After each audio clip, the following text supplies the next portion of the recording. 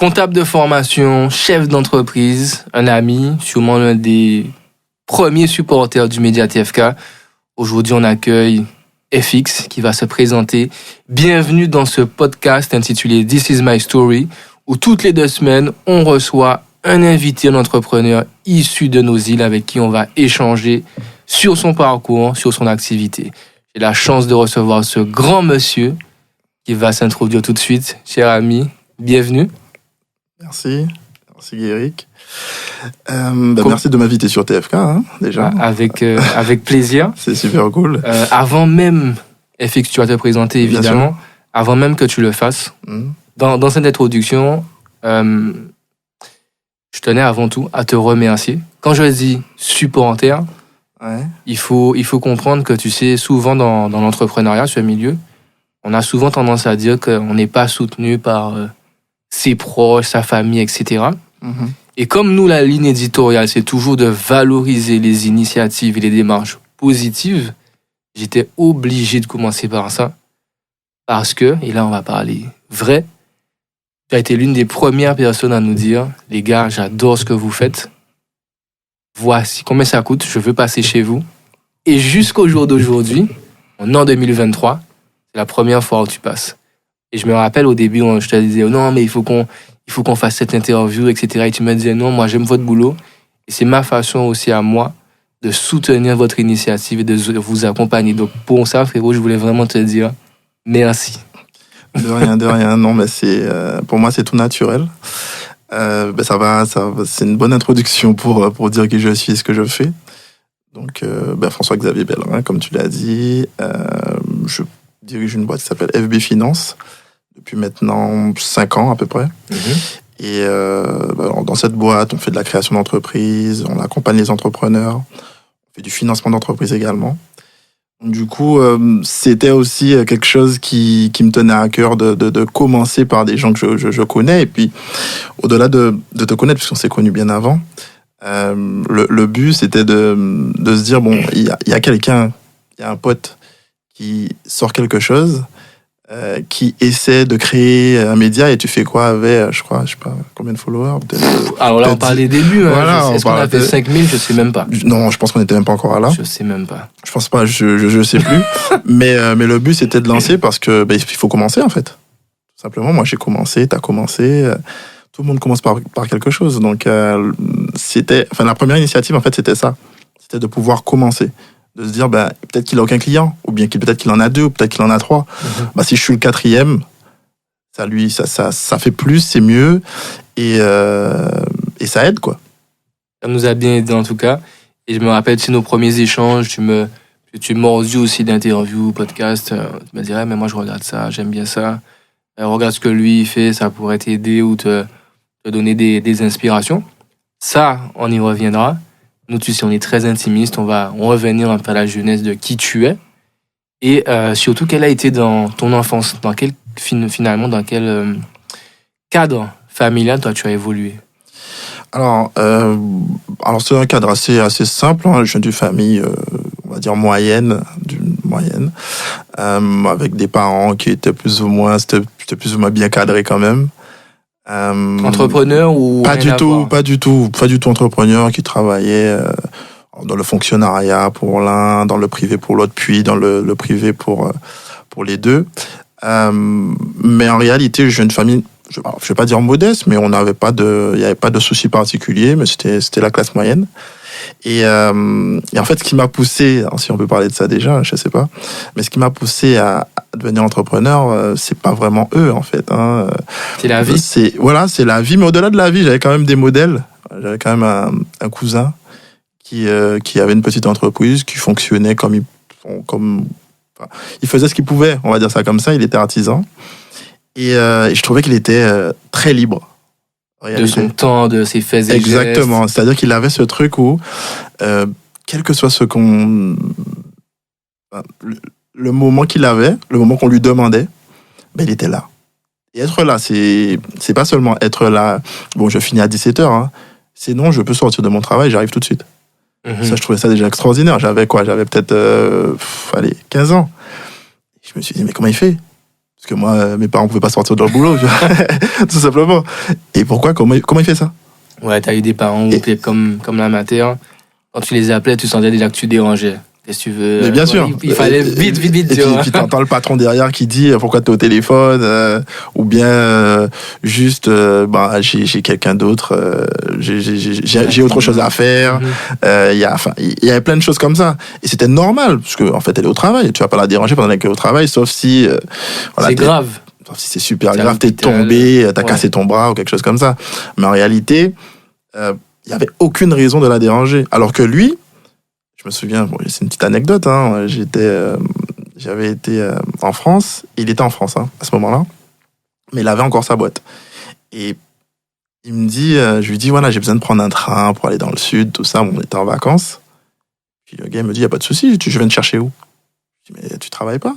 Il dit, si, mais j'arrive tout de suite. Je dis, mais c'est super. Et c'est après, c'est après ça qu'il m'a expliqué que, en fait, il gère son boulot. Et je dis, mais comment tu fais? Ben moi, je travaille pour moi-même. Je dis, ah d'accord. Ok. Et c'est cet aspect-là qui tout de suite t'a séduit. Voilà, ça m'a plu. Après, si on parle de mon enfance... tu as des frères et sœurs ou toi? Oui, j'ai des frères et sœurs. J'ai des frères et sœurs qui ne sont pas du tout dans l'entrepreneuriat. Qui sont pas du tout dans l'entrepreneuriat. Mais... si tu veux, quand moi j'étais à l'école, ça m'est arrivé des fois de vendre des choses en fait. J'avais cet esprit de troc, d'échange avec les autres. J'étais au primaire, hein. J'ai fait 2 ou 3 primaires. En plus, on a changé parce que, en tout cas, j'ai changé de primaire en route et j'avais toujours cet esprit de troc. Donc, je pense peut-être que ça vient de là aussi, parce que dans ma famille, à part ce cousin, j'ai pas dit que c'est mon cousin, j'ai peut-être dit que c'était mon oncle, mais c'est mon cousin. Il y avait personne, quoi. Personne qui était dans cette dynamique-là. Et puis, c'était pas à la mode. Maintenant, c'est à la mode d'être entrepreneur. Ouais, on peut pas dire que ça devient, parce que ça y est là depuis quelques années. Bon, pas 10 ans vraiment. Là, ça commence à l'être. Donc, ouais, c'est sûr que nous, notre génération, c'était le salariat, passer des concours, être dans la fonction publique, avoir un CDI. Nos parents nous ont formatés comme ça, clairement. Tu vois, donc on est un peu des ovnis, j'ai envie de dire, pour eux. Et je pense que toi, bien par la suite... Ouais, c'est bien plus que des ovnis. Ils comprennent pas trop ce qui se passe. Tu as dû avoir les mêmes discussions que moi où ils te disent, mais Fix, qu'est-ce que pourquoi tu fais ça? Sachant que... Et là, on va pas faire le grand pas tout de suite puisqu'on arrivera à la partie comptabilité. Dans les critères, quand tu es comptable déjà, tes parents en général ils te disent c'est bien, t'as réussi, tout le monde a besoin d'un comptable, voilà. C'est la sécurité. Exactement. Après, j'étais collaborateur comptable dans des cabinets, donc j'ai fait un cursus normal. Et en réalité, le fait de dire que tu es comptable ou que tu travailles dans un cabinet d'expertise comptable, etc., les gens, tout de suite, ce truc il fait un truc sérieux quand même. C'est même très sérieux. Et donc, du coup, et en plus, tu travailles. Donc, tu as un boulot, tout se passe bien. Pourquoi tu vas déjà bosser pour toi? Ça n'a aucun sens. Et pourquoi tu vas changer? Puisque tu as déjà cette manne-là que plein de gens n'ont pas. Ouais, complètement. Donc, eux ne comprennent pas parce qu'ils sortent pas de ce carcan-là, en fait. Ils n'ont pas ce logiciel-là. Donc, ils peuvent pas comprendre quelque chose que eux n'ont pas connu. Mais qui n'ont même pas expérimenté ou qui ne pensaient même pas possible. Donc, en même temps, je les comprends, mais c'est vrai que les premières discussions pour dire que j'ai monté ma boîte. Ouais, c'était spécial. Hein. De quoi tu parles? Et Fix, on y reviendra. Comment tu étais de caractère, toi, collège, lycée? Plutôt cool, hein. Plutôt super cool, hein. Moi, j'étais quelqu'un de... Studieux? Tu m'as l'air de quelqu'un qui était studieux, toi, à l'école. Alors, pas du tout. Studieux, mais habitant. Hein. Ça, c'est les lunettes, ça. Non, j'étais pas plus studieux que ça. Je travaillais normalement. J'avais les notes qu'il fallait, je passais les classes. Mais j'avais surtout un truc, c'est que je comprenais pas. Il y a un moment, très, très vite, je me posais la question, pourquoi on y va, quoi.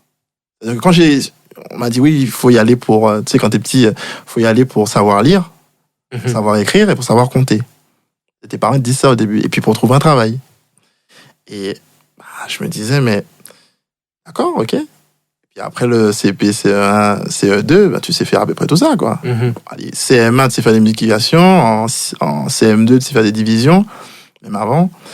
Donc, pourquoi, en fait? Il faut aller au collège, pourquoi? Et je leur ai posé la question, même si c'était une sorte de question interdite, parce que quelque part, tout le monde va au collège, donc t'es bizarre aussi. mais je me suis quand même posé la question. Pourquoi?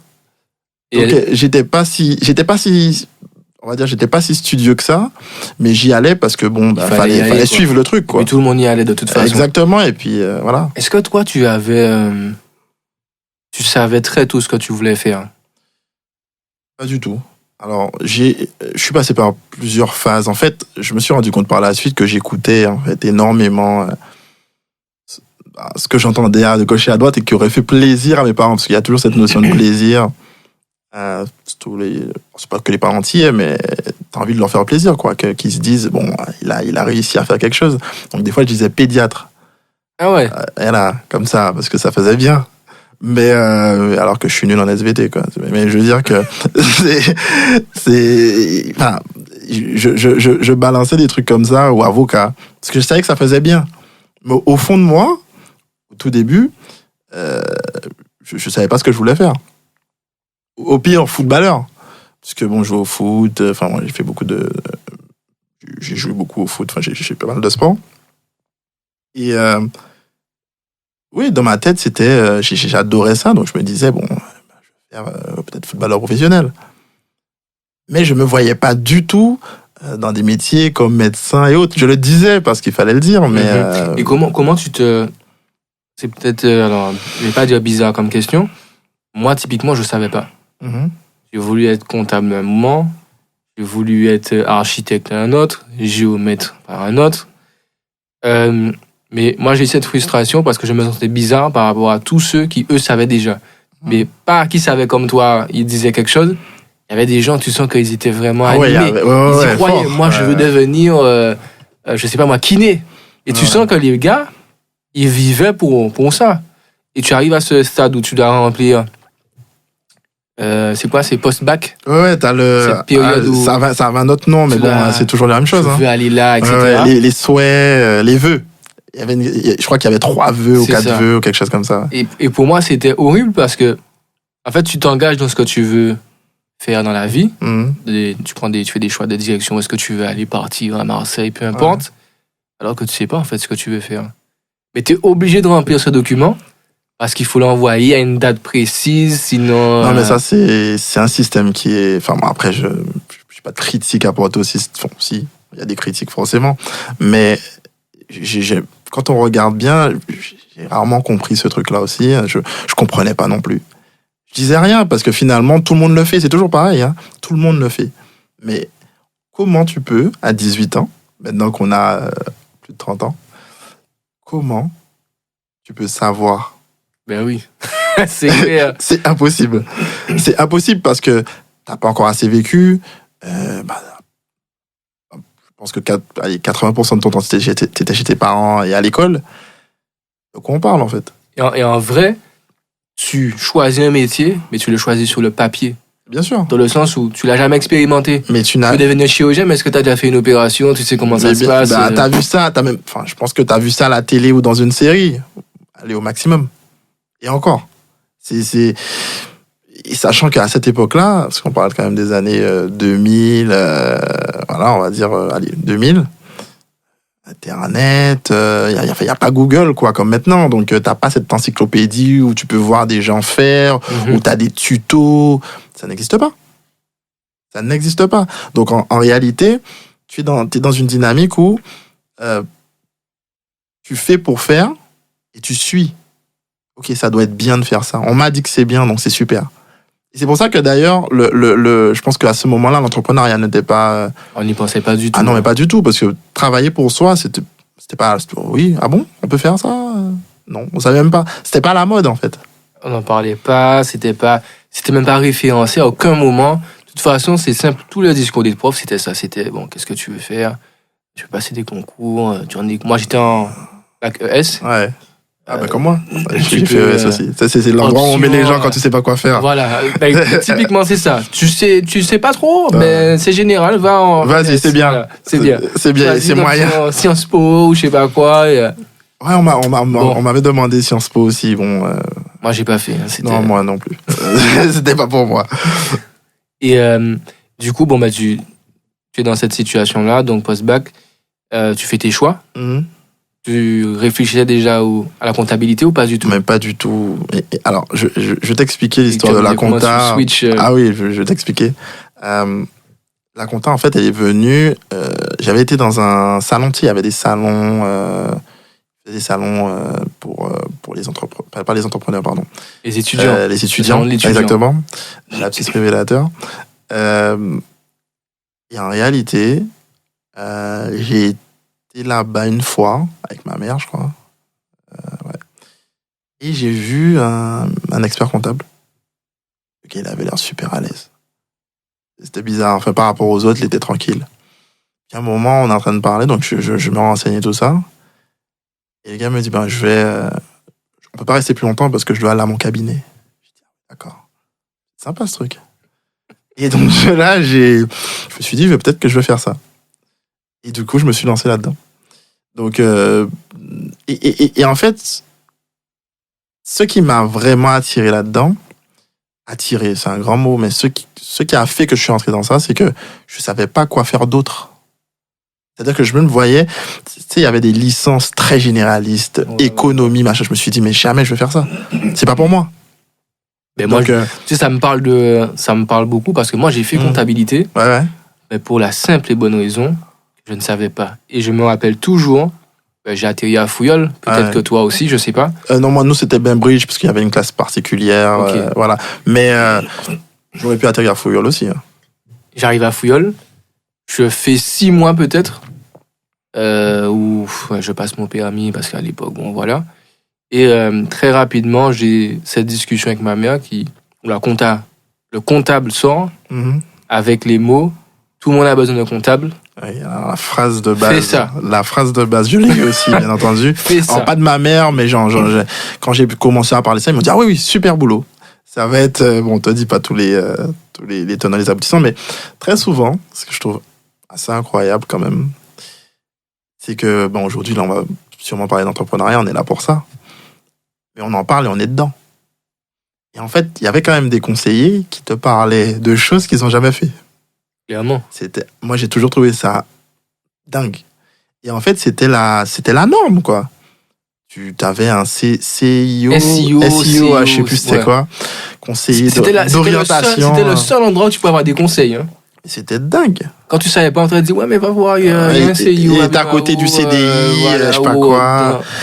Et le gars, ou la dame d'ailleurs, te disait voilà, tu peux faire ça. Et alors qu'il a jamais fait ça, le mec. Il sait même pas de quoi il parle. Il connaît pas le boulot. Après, ils avaient leur formation, hein, je dis pas le contraire, mais en réalité, il fallait des pros pour en parler. Mais surtout que, alors, je pense que c'est CIO, SEO, bref, peu importe. Faut pas nous en vouloir hein, si on se trompe là-dessus, chers auditeurs. Mais c'est généraliste dans le sens où on te dit, ok, FX, tu aimes quoi? Tu aimes les maths? D'accord. Ouais. Tu aimes quoi d'autre? Tu aimes telle chose? Oh ben d'accord, tu devrais faire comptable. Mais est-ce que parce que tu aimes les maths, ça veut dire forcément qu'il faut que tu fasses architecte, géomètre ou comptable? Ça n'a rien à voir. Tu aimes les chiffres, oui, mais tu peux aimer les chiffres et devenir avocat ou bien sûr. entrepreneur, peu importe. Sachant que les chiffres, c'est large. C'est super large. On parle seulement, par exemple, je sais pas moi, des probabilités. Avec des probabilités, tu peux devenir, je sais pas, statisticien. Voilà. Tu vas être, oui. Donc ça ne veut rien dire. C'est pas avec la probabilité que tu vas devenir forcément quant dans la finance, par exemple. C'est tellement plus complexe qu'on nous le dit que en fait ça crée aussi des comment dirais-je, des échecs. Même si l'échec c'est bien, on pourra en parler des heures, mais parce que moi je trouve que l'échec c'est super. Mais ça crée ça, en fait. Ça crée des frustrations, ça crée de l'échec, ça crée plein de choses. Et c'est souvent dû au fait que tu sais pas. Enfin, en tout cas, à cette époque-là, c'était très, très compliqué. Et puis, attention, hein, pas de réseaux sociaux. Enfin, on n'est pas du tout dans le monde d'aujourd'hui. Donc, t'as que ce qu'on te dit. Donc voilà, quoi. Facebook, à l'époque, c'est quoi? Je pense qu'on avait que Facebook. Ouais, Facebook, il y avait que Facebook. Il y avait même MySpace, je sais pas si tu connais MySpace. MySpace, MSN, c'était assez incroyable, ça. Donc tu vois cet expert, ouais. Tu décides de faire de la comptabilité. Voilà. Tu pars tout de suite? Non, je pars pas tout de suite. C'est-à-dire que je fais 2 ans ici et je pars par la suite. Entre-temps, j'arrête, je reprends. Il faut savoir que ce sont des études qui sont assez compliquées. Et longues surtout. Hein. Et super longues. Et au-delà de ça, faut être motivé, quoi. Il y a vraiment beaucoup de choses, beaucoup de matière. Enfin, faut vraiment aimer ça. Et je me suis rendu compte pendant que je faisais ces études-là, parce qu'après, effectivement, je suis parti en France, donc en 2011, je crois.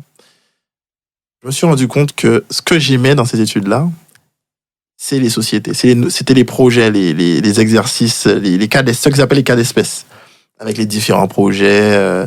Je me suis dit, en fait, peut-être que j'aime pas forcément la compta, mais j'aime bien le monde de l'entreprise. Et d'ailleurs, tu le vois finalement à sa naissance. Exactement. Avec toute l'évolution, toute la vie financière, finalement, c'est vous qui l'a manipulé, entre guillemets. Mais il y avait la vie financière, et puis il y avait le côté projet réalisé, réalisable. C'est-à-dire que même dans le cas d'espèce, quand on te dit, voilà, il veut monter une boulangerie, je dis n'importe quoi, le gars, il part de rien, il se fait financer, il monte une boulangerie, il vend du pain. Moi, je trouve ça incroyable. Et c'est pas donné à tout le monde d'avoir. Je me disais, mais dans le cas d'espèce, parce que moi, vraiment, je me mettais dans le cas d'espèce, quoi. Je m'imaginais le cas d'espèce. Je me disais, mais le gars qui fait ça, vraiment. Parce qu'il y a des boulangeries dehors, mais tu t'en rends pas compte de tout ce que la personne a mis en place pour accéder à ça. Financement, investissement. Oui, et puis le courage, etc. Et ça m'attirait déjà. Et finalement, ça rejoint ce que je fais maintenant, en fait. Et du coup, bon, on avance. Donc, compta, tu es là-bas. Là, nous, on se rencontre, on se voit, on fait des parties belote, je crois, à l'époque. Hein. Je crois qu'il y avait des parties play aussi. Des parties play. Mais tout de suite, toi, tu as cette posture comptable. Donc, quand nous, on te voit dans ton cadre du travail, c'est chemise, cravate. Très cravate. En plus, là-bas, tu sais, on aime bien mettre une petite veste, sympa. Et petit manteau, tu sais, il y a les manteaux longs, là. Ça fait sympa, ça fait classe. Tu vois, là, tu ressembles déjà à quelqu'un qui a réussi. Effectivement, il se passe, c'est-à-dire que quand on voit des photos à tes parents en Guadeloupe, c'est un truc incroyable aussi. Ils se disent, ok, il fait quelque chose. Il se passe qu'il a réussi quelque part, il s'est passé quelque chose. Et en fait, ça permet de tamponner en fait le fait que j'ai fait des études, maintenant je travaille. Ok, j'ai fait mon boulot. Pour moi, t'avais coché les cases, hein, parce que t'avais ton petit appart. Exactement. Sympa. C'était où Nogent, je sais même plus du tout. Ouais, alors je me souviens plus de la ville. Oh là là, c'était dans le 94 en tout cas. Peu importe. Et il y a cette première vraie aventure, on va dire, entrepreneuriale, Biwaffle. Alors, c'est pas Biwaffle, c'est Caribbean. C'est Caribbean Waffle. Je m'excuse. Non, il n'y a pas de souci. Effectivement, il y a eu un Biwaffle par la suite. Alors, c'est pas ma première expérience entrepreneuriale. Bien avant ça, j'avais lancé... j'ai essayé plein de trucs. Hein. Parce que, alors, il faut quand même que j'explique comment je suis entré dans l'entrepreneuriat. Oui, dis-nous tout.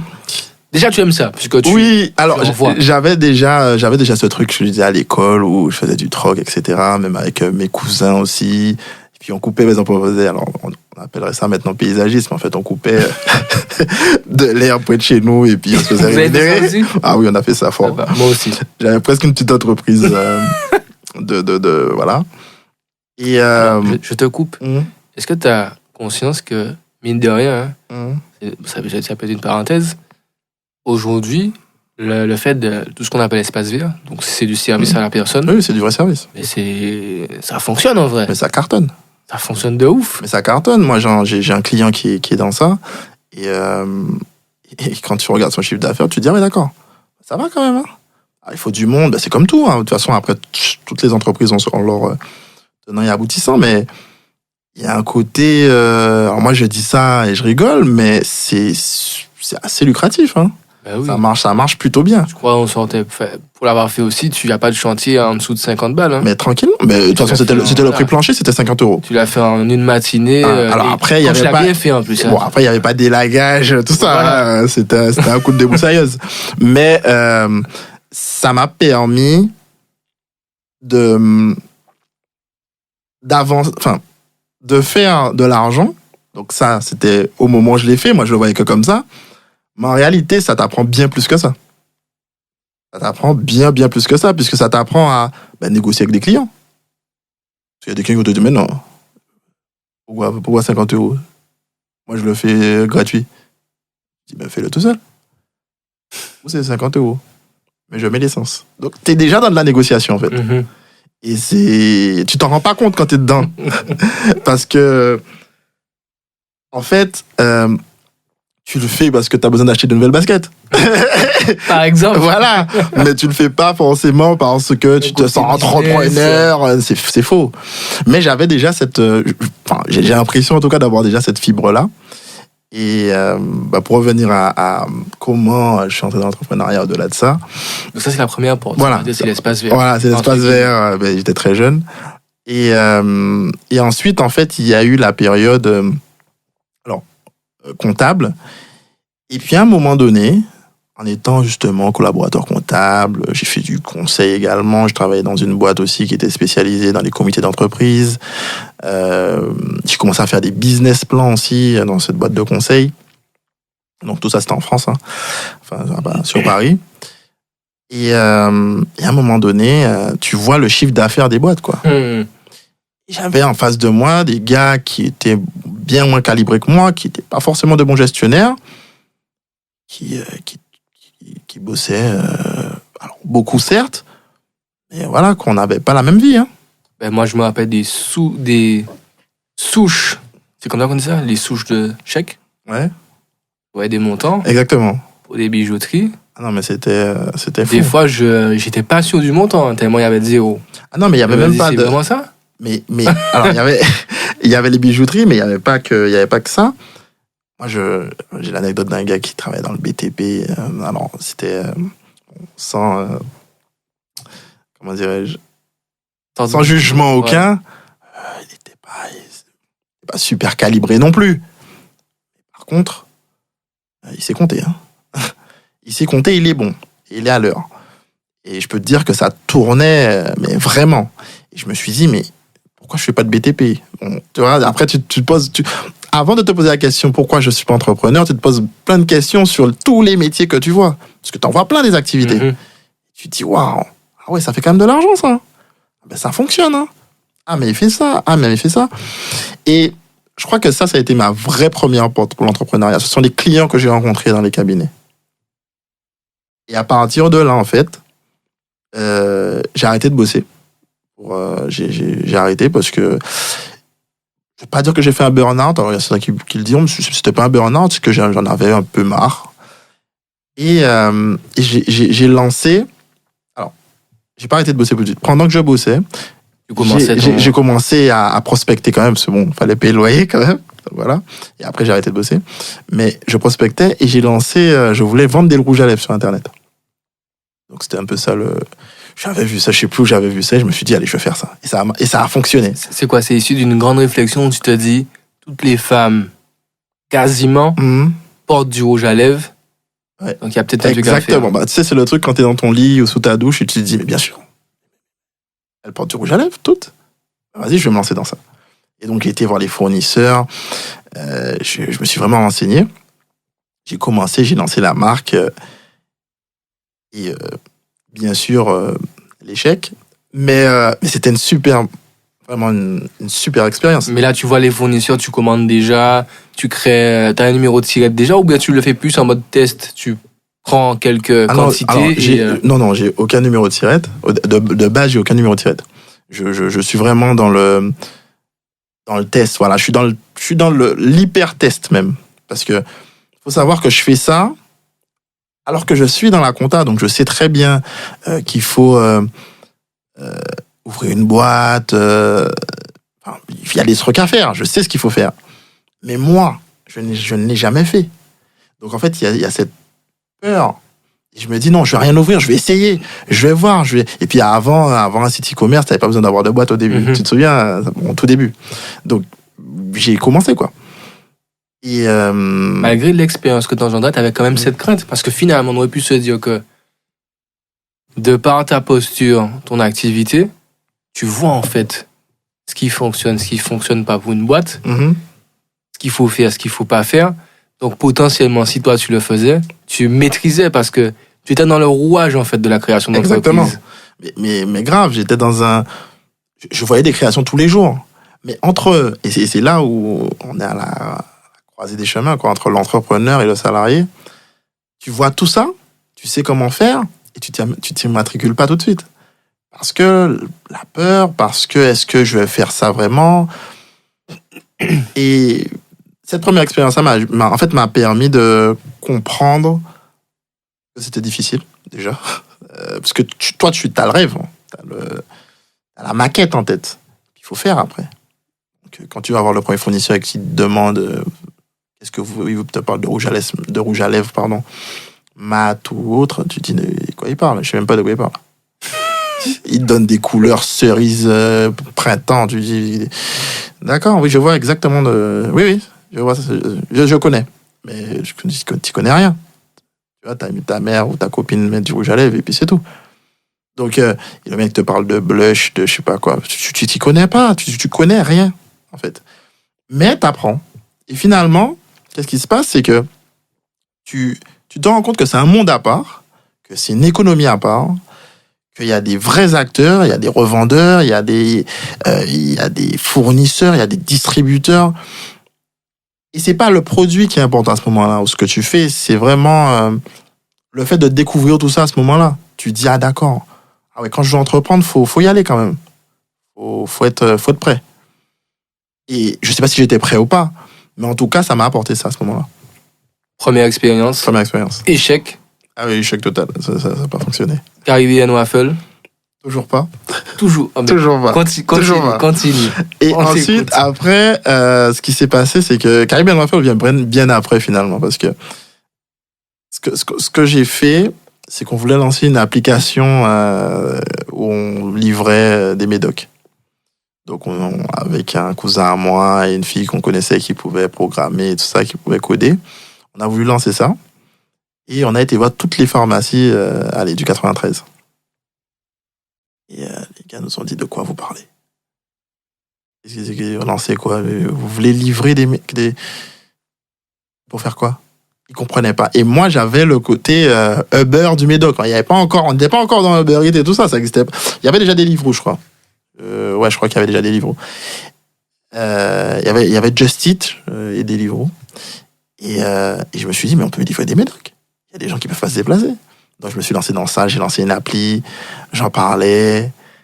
On est en quelle année là, tu sais à peu près? Voilà, on est en 2016. C'est sûr, on est avant Covid. Ouais, on est avant Covid, bien sûr. 2016 ou 2017, je sais plus vraiment. Et au moment où on fait ça, en fait, on essaie de faire ça, parce que ça va pas plus loin que ce que je te dis, hein. On se rend compte qu'il faut gérer la logistique et puis les pharmaciens commencent à nous dire non, mais ça nous intéresse pas. Non, en fait. Puis les gars, et en fait, on se rend compte, et encore une fois, c'est de l'apprentissage, que la plupart des pharmaciens d'Île-de-France sont en groupement. Donc en fait, il faut aller voir un groupement de pharmaciens. C'est là parce qu'on ne le sait pas. Et quand on arrive, groupement machin, groupement ci, groupement ça, on se dit, ouais, c'est mort. Et du coup, alors, c'est un petit regret quand même, un regret sans lettre. On abandonne à ce moment-là. Et vraiment, à ce moment-là, on abandonne. Et on se dit, on ne pourra pas le faire.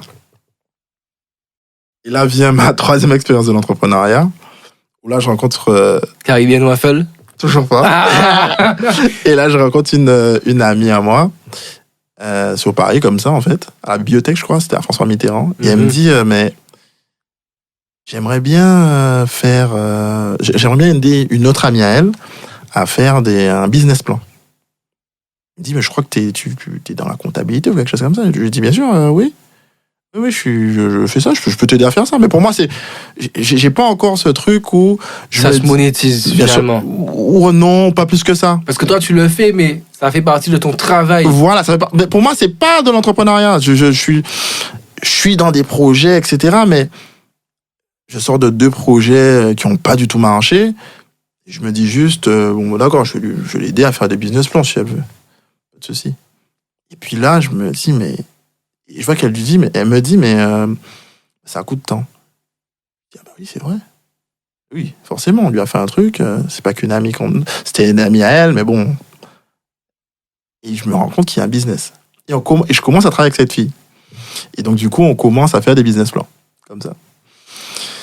Et bon an, mal an, en fait, on rencontre des gens, on s'ouvre aux startups d'ailleurs, c'était très à la mode, c'était dans les années 2000, allez, on est vers 2017, et ça devient très très à la mode, tout ce qui est Startup Nation, etc.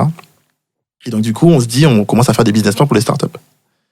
Et on trouve ça super sympa en fait, on bouge, on rencontre des gens qui ont des projets de dingue. Je me souviens, on va à un incubateur qui s'appelle le Nouma, qui est au cœur de Paris. C'est à ce moment-là que ça apparaît un peu, j'ai l'impression. Exact. Tout ce qui est incubateur, enfin, oui, c'est ça. Ouais, tout ce qui est incubateur, tout ce qui est start-up, ça apparaît un petit peu à Paris et ça s'américanise un peu. On est un peu dans la Silicon Valley parisienne, tu vois. Et il y a un peu la branche oui aussi, hein. C'est un peu branché de le faire, quoi. C'est un peu cool. Et donc, du coup, on commence à bosser comme ça. Et puis, par la suite, je me rends compte que je sais le faire. Et puis, comme j'ai déjà eu des expériences de nom, parce qu'il faut voir que j'ai vu je sais pas combien de pharmaciens, j'ai pas peur du nom. Mais c'est vrai, j'ai pas rebondi forcément là-dessus. Quand tu as ces refus-là, comment tu réagis? Bon, déjà, ça t'embête un peu, mais est-ce que tu es un vrai darn et tu prends un coup de massue et... C'est-à-dire que, je vais pas mentir, sur le coup, t'es pas bien. Hein. Mais... Parce que tu as déjà commencé à investir un peu. Bien sûr, tu commences déjà, l'application, il fallait la payer. Hein. Ouais, et de ma poche. Hein. Ouais. Et l'application, à ce moment-là, t'as pas de template comme maintenant, tu vois. Donc, en fait, sur le coup, tu t'accuses. Puis, en fait, c'est une question de personnalité. Parce que, en fait, là où je veux en venir, c'est que on a passé les rouges à lèvres, ce projet de livraison. Mais la façon dont tu l'as raconté, c'est vraiment, on a l'impression que t'es remonté en selle assez vite. Ah ouais. Ok, je suis tombé. Vas-y, j'ai un autre projet, je retourne. C'est passé comme ça ou il y a plus une période où tu t'es dit, vas-y. Il y a une période d'arme, mais elle est très courte parce qu'en réalité, je me dis, mais j'ai rien à perdre en fait. Qu'est-ce que j'ai à perdre? Je vais retrouver un job de comptable s'il le faut, si je dois. Parce qu'à ce moment-là, le premier projet, alors j'ai pas dit, mais le premier projet, je travaille encore. Voilà. Et puis après, j'arrête. Parce que, en fait, je suis arrivé au bout d'un truc, quoi. Mais des jobs de comptable, il y en a tout le temps. Ça, c'est sûr. J'avais de l'expérience. Donc, je me suis dit, bon, allez, je vais trouver ça, je vais arrêter, et puis je vais essayer autre chose. Et en fait, je le prends comme un échec, mais un échec en mode, mais j'ai rien à perdre. J'ai rien mis. Et même si j'ai mis un peu d'argent, bon, il va rien se passer, en fait. J'avais quand même fait un truc assez fou quand même. J'ai mis quand même un peu d'argent dans l'application, je dirais pas combien. Mais quand tu le fais... Tu peux nous donner une fourchette? Ouais, c'était le prix d'une application. Plus de 5000? Ouais. Ah ouais. Facile. Et à ce moment-là, je les ai pas, hein. Attention, il faut bien comprendre ça. Je paye le gars à côté. Bon, c'était assez délirant. Mais, et puis t'as aussi ce côté rêve. Parce que finalement, c'est le rêve, c'est l'envie de créer, se dire, ah ouais, mais moi, je vais devenir peut-être une grosse start-up qui livre des médocs. Et ça va cartonner, je vais devenir milliardaire, etc. Donc, ça aussi, ça te motive, en fait. Donc, t'es pas seulement dans l'optique de faire pour faire, ça va même au-delà de faire pour faire. Déjà, tu fais quelque chose. C'est-à-dire que quand tu es salarié, sans critique des salariés, attention, parce qu'il en faut, bien entendu, mais t'attends, tu vends ta force de travail. Et là, tu crées des trucs, tu rencontres des gens. Enfin, c'est super intéressant à ce moment-là. Donc, il y a l'échec, mais je me dis, on peut recommencer. C'est pas grave. Mais surtout, il y a un truc peut-être qu'on n'a pas évoqué, c'est qu'il y a peut-être aussi les parents, dans le sens où... Il faut savoir un truc, je leur dis rien à ce moment-là. Ah, c'est la question que j'allais te demander, parce que je leur dis rien. T'as arrêté la compta, entre guillemets, mais je me suis dit, si tu leur avais dit, il y a déjà la pression du stylo. Et alors, des histoires de délivrer ou... non, mais les mecs, non, ils savent pas. Je leur dis rien. Je leur dis rien du tout. Moi, je leur dis, non, ça va, comme d'habitude. Parce que si tu leur dis ça, ils sont en Guadeloupe, et que tu leur dis, tu vas livrer des médocs, ils vont te dire, mais t'as un problème, t'es bizarre, toi. Pourquoi tu fais ça? Attends, mais pourquoi? En fait, pourquoi? T'as un logement, t'es bien. Ah, mais elle est venue en vacances, tu vois, chez moi en France, elle était bien, enfin, pas de problème, quoi. Donc, pourquoi tu fais ça? Quelle est la raison, en fait? Et c'est difficile à expliquer. La raison, le pourquoi, enfin, oui, j'ai envie de travailler pour moi. Enfin, bon, le truc où la parenthèse dit, bon, écoute, arrêtez les conneries, calme-toi. Donc voilà, donc je dis rien. Tout simplement, je ne dis rien à ce moment-là. Et alors pour rebondir, parce que c'est bien sur les parents, en réalité, quand j'arrive, quand je finis en fait avec cette histoire de business plan, enfin, alors je sais pas, c'est pas que je termine réellement, hein, on continue à en faire, tout ça. Je viens en vacances en Guadeloupe pendant 12 jours, exactement, et je me dis, j'ai envie de rentrer chez moi. Tu sais, t'arrives au bout d'un truc, t'as envie de changer de lieu, et c'est chez toi. Et je me dis, pourquoi pas ouvrir ça chez moi. Au début, je le vois pas comme ce que j'ai fait maintenant, hein. Moi, je dis juste, bon, je vais faire des business plans. Et donc, du coup, sur un coup de tête, je rentre chez moi. Donc, à peu près en fin 2017. Août 2017, je crois, si je dis pas de bêtises. Et là, tout de suite, donc j'arrive le 20 août ou quelque chose comme ça. Et je crois le 29 août, je crée ma boîte. Et je crée FB Finance, pour le coup. Et ça démarre de là. Et FB Finance démarre de là. Et donc je crée FB Finance, et puis au début, t'as 3 clients, quoi. Et encore, enfin, 0 surtout. Non, t'as surtout 0 client jusqu'à pendant 3-4 mois. Parce qu'à ce moment-là, quand tu fais FB, tu fais des business plans, mais c'est tout. Je fais juste ça. Je fais juste ça, et après, je fais des business plans, et puis je me rends compte que je peux faire du financement. Parce que je me rends compte qu'en fait, à chaque fois que quelqu'un me demande un business plan, c'est pour faire un financement. Je me dis, mais c'est exactement la même chose. Donc, je me rends compte qu'on peut faire des financements. Sachant que j'en avais déjà fait dans les cabinets de conseil en France, mais on te demande juste d'exécuter. Et puis, c'est d'autres financements. On est en Île-de-France, c'était différent. Mais à ce moment-là, ouais, je me dis, c'est le moment. C'est le moment. Et puis, je suis aussi dans cette dynamique d'aider, en fait, les entrepreneurs guadeloupéens. Alors, pourquoi je le dis? Ça fait très... Ça fait bien. Ouais, ça fait sympa. Mais au-delà de ça, en réalité, j'arrive à un moment où je sens que d'autres gars de ma génération font. De faire, ouais. Et je me dis, c'est peut-être le moment de leur donner les moyens de faire. Donc le financement vient aussi de là. C'est-à-dire que c'est un business, et si j'aidais les gens à faire du business? Sachant que moi, faut pas oublier que j'aime, dans la compta, c'est ce que j'aimais. C'était créer, c'était voir le projet grandir, c'était savoir ce qui allait se passer, en fait. Et donc, du coup, je me dis, c'est banco, on y va. Et je me lance dans le financement.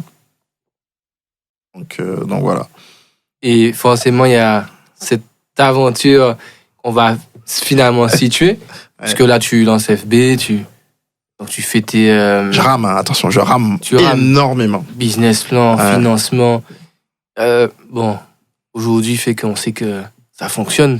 Oui, on est connu déjà cette fameuse période des 3 ans. Exactement. Au bout de 3 ans, c'est signe entre. Là, on a 5 ans, là, déjà. Donc, déjà, félicitations pour ça. Merci.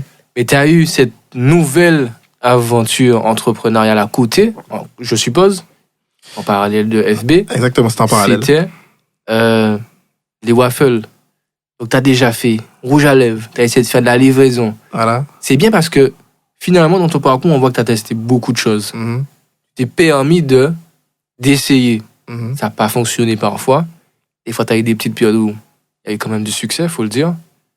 Mais tu as essayé. Et moi, c'est ça que je voudrais souligner, c'est cette période des waffles où tu testes un truc, tu vas nous en parler là, et ça fonctionne. Après, il y a quelque chose qui fait que tu arrêtes et finalement tu restes focus sur FB. 5 ans après, on est toujours là. Ouais. Comment tu arrives à Caribbean Waffle? Alors, c'est un concours de circonstances incroyable, Caribbean Waffle. En fait, je suis encore... bien sûr, je cherche des clients pour FB Finance, je cherche à faire des financements. Alors, je fais le tour de Pointe-à-Pitre, de Jarry, pour demander du financement aux gens. Personne ne me connaît, forcément. Et puis, les gens me disent, enfin, t'es qui, quoi? Donc, je rame énormément. Mais j'arrive à m'en sortir quand même, parce qu'il faut savoir qu'à ce moment-là, je retourne chez mes parents, pareil aussi. Ouais. Là, ils savent, parce que forcément, je leur dis. Et je m'en sors, je commence à m'en sortir, parce que je commence à avoir quelques clients, voilà, je commence à faire mon nom. Et en fait, un jour avec mon cousin, on regarde une vidéo sur Internet, je crois, si je dis pas de bêtises, et sur YouTube, et on voit les bubble waffles. Je dis, ah d'accord, ils font ça au Japon. Ouais. Au Japon, je crois. Au Japon, en Chine. C'était un pays asiatique. Non, c'était au Japon. Je ne fais pas que je dise de bêtises. Et du coup, on se dit, ça a l'air sympa. Donc, on fait des tests. Mais comme ça, tu vois, pour rigoler. En famille. Bah oui, c'était pour rigoler. À la base, on se dit, peut-être qu'on va relancer ça. Et on commence. Donc, on achète, et puis on achète une... Alors, déjà, on achète une machine. On l'a fait venir du Japon. On achète 2 machines. Finalement, on achète 3 machines. Parce qu'il y a une machine, la machine qu'on va vraiment utiliser pour faire Caribbean Waffle. C'est les waffles un peu longs, là, qu'on fait, qui fait un peu, je vais pas dire notre notoriété, mais que les gens ont bien aimé. Et au moment où on fait ça, en fait, on se dit, voilà, nous, à la base, on veut faire des bubbles. Mais on n'y arrive pas, quoi. On n'arrive pas à plier le truc, enfin, c'est un peu compliqué. Et on se dit, on va utiliser cette machine-là et puis on va faire des dessins dessus. On va mettre des choses dessus. Au début, on veut fourrer le waffle. Après, on s'est dit, non, on va mettre des trucs dessus. Après, on a commencé à faire des tests. Donc, c'était plus ou moins bon pour nous. Puis, on fait goûter à notre famille et tout, du sud, dégueulasse. La recette. Oui, tu connais nos mères, hein, et bon, c'est pas bon du tout. Il manque de la cannelle, il manque de la muscade, voilà. Et puis, on trouve une recette comme ça et la pâte commence à devenir bonne. Mais on ne sait pas quoi faire, on ne sait pas quoi mettre dessus. Est-ce qu'on met des fruits? On n'est pas encore sur ça, en fait. Et on a un ami en commun avec mon cousin qui fait qui est pâtissier. Yann, il va se reconnaître. Merci Yann, c'était sympa.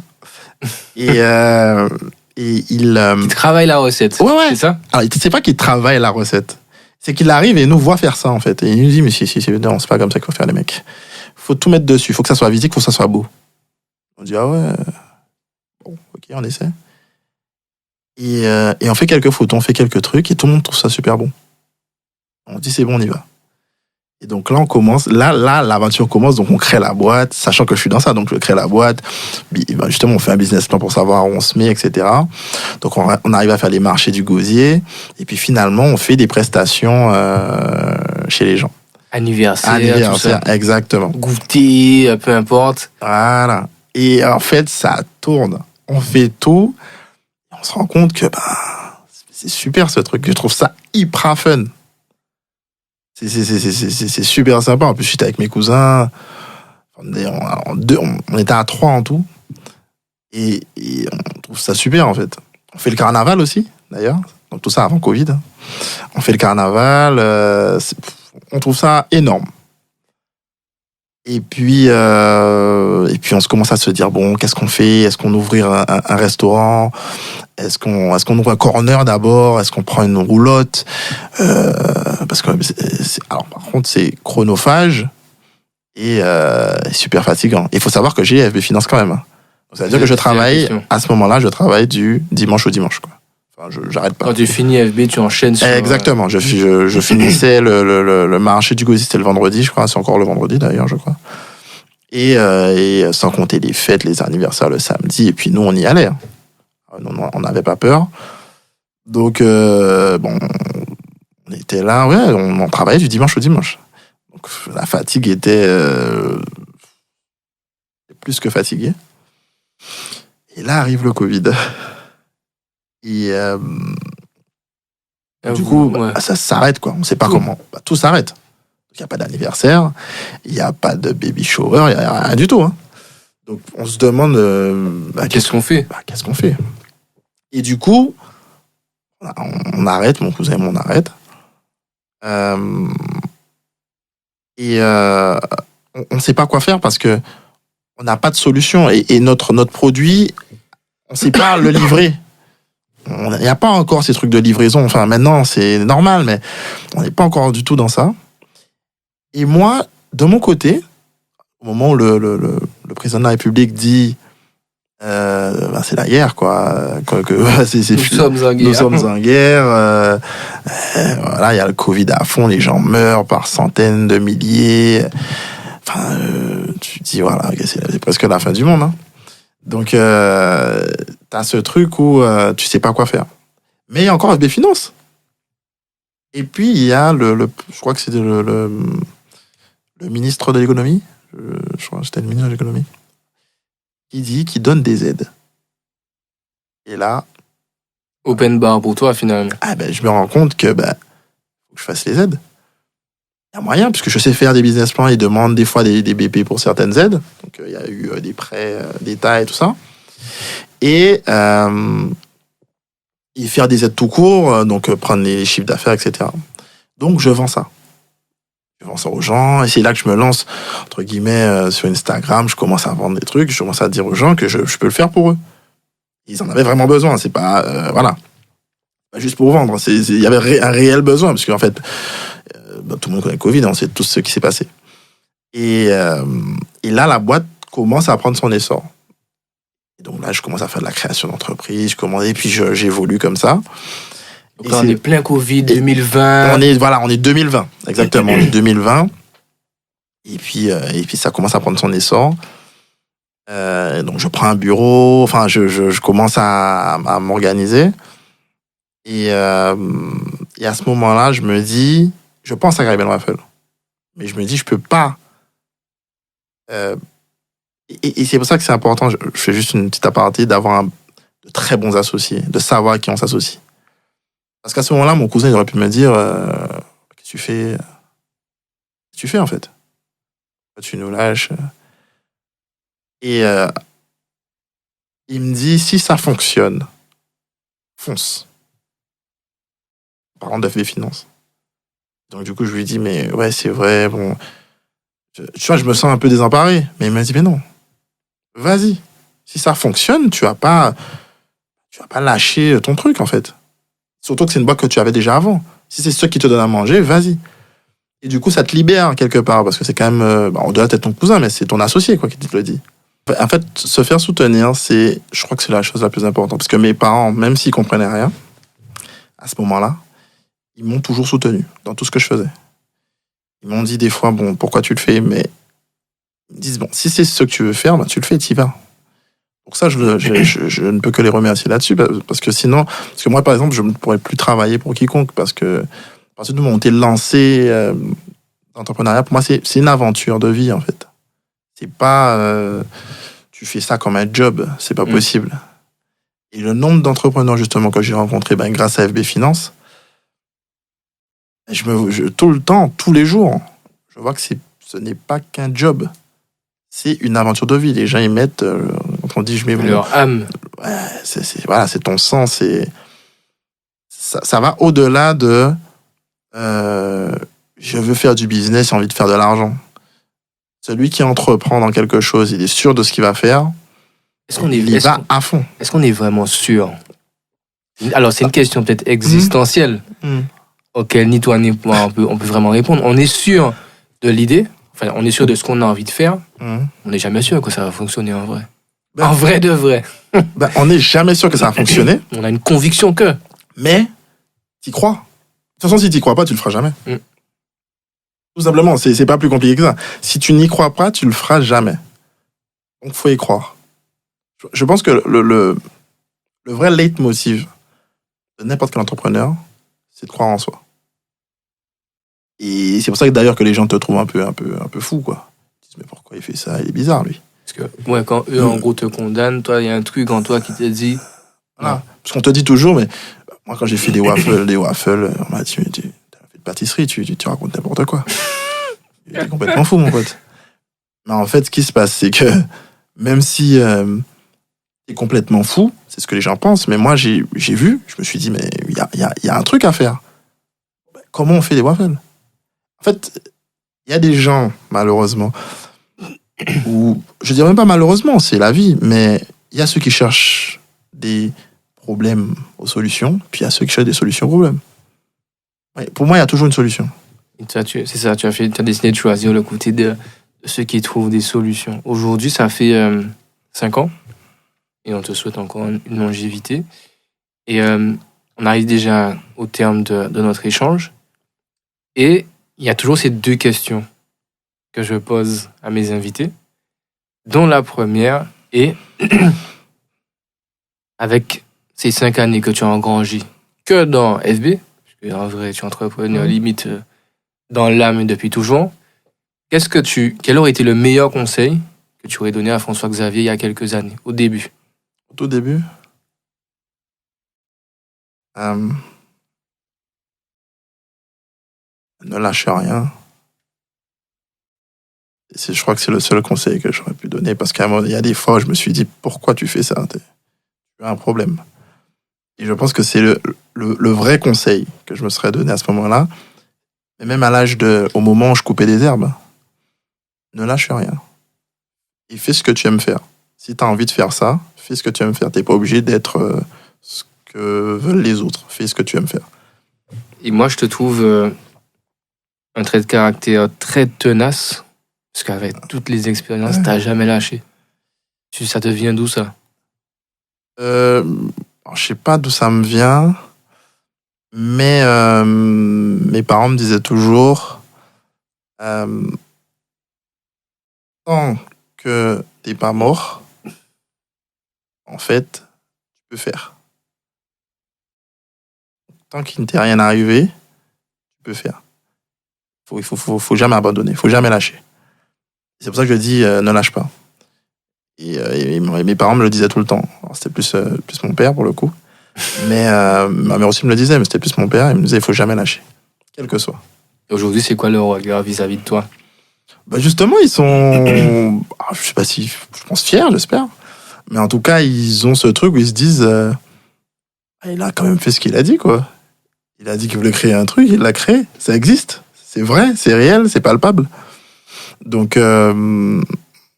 quelque part, même si ça marche ou pas demain, parce que l'entrepreneur, c'est des montagnes russes. Hein. Aujourd'hui, tu fonctionnes quand même, tu avances, ça se passe relativement bien, et puis peut-être dans 2 ans, ça se passe moins bien. Mais c'est même pas ça le problème. Le souci, c'est de pouvoir avancer. Et je pense ce qu'ils voient, eux, c'est que j'avance. Et que j'ai toujours avancé, jamais reculé. Et justement, je n'ai rien lâché. Et du coup, ça emmène ma dernière question. C'est quoi ta définition, qui est vraiment propre, pas celle de Wikipédia, peu importe, du succès? Et la définition de FX du succès, c'est quoi? Même pas du succès, je me reprends. La définition de la réussite. Alors, pour moi, c'est bizarre que tu me poses cette question-là, parce que pour moi, il n'y a pas de... Enfin, c'est pas qu'il n'y a pas de réussite. C'est que je pense qu'on n'a jamais vraiment réussi. On réussit quand on a accompli tout ce qu'on voulait. Et c'est très rare d'accomplir tout ce qu'on veut. Mais la réussite, déjà, c'est de se dire, je fais ce que j'ai envie de faire. Je pense que ça, c'est la première réussite. Si tu as un projet et que tu as envie de le faire, et que c'est ton projet, tu fais ce que tu as envie de faire. Et ça, il y a très peu de gens, finalement, qui font ce qu'ils ont envie de faire. Et Quand on fait ce qu'on a envie de faire, ben on a déjà réussi quelque part. Moi, j'ai voulu entreprendre, je l'ai fait. Quel que soit le domaine, c'est pas une question de domaine ou d'activité. Demain, je peux être avoir une boulangerie ou autre chose. Mais le vrai truc, c'est au-delà de croire en soi, c'est de se dire que moi, j'arriverai à. Moi, j'ai envie de faire ça, donc je le fais. Et là, quelque part, tu as déjà réussi, en fait. C'est quand même une super clôture que tu nous as fait. Et finalement, comme aurait pu le dire quelqu'un qui nous passionne, enfin pas nous passionne, quelqu'un qu'on admire, qu'on apprécie regarder, Mouloud, si un jour il écoute le podcast, sait-on jamais. On sait jamais. Finalement, tu as réussi. Parce que toi, tu as commencé à vouloir être entrepreneur pour une chose, être libre de ton temps et faire ce que tu veux. Aujourd'hui, c'est le cas. C'est le cas. Félicitations. Merci. Merci FX. Merci à toi. Merci aux auditeurs. Vous pouvez retrouver ce podcast sur toutes les plateformes de streaming. Spotify, Deezer, Apple Podcast, et également sur YouTube. Merci aussi à la production. Merci à Little, à l'ingénieur son. Et puis à très bientôt pour un nouveau podcast. Merci à toi, Guéric.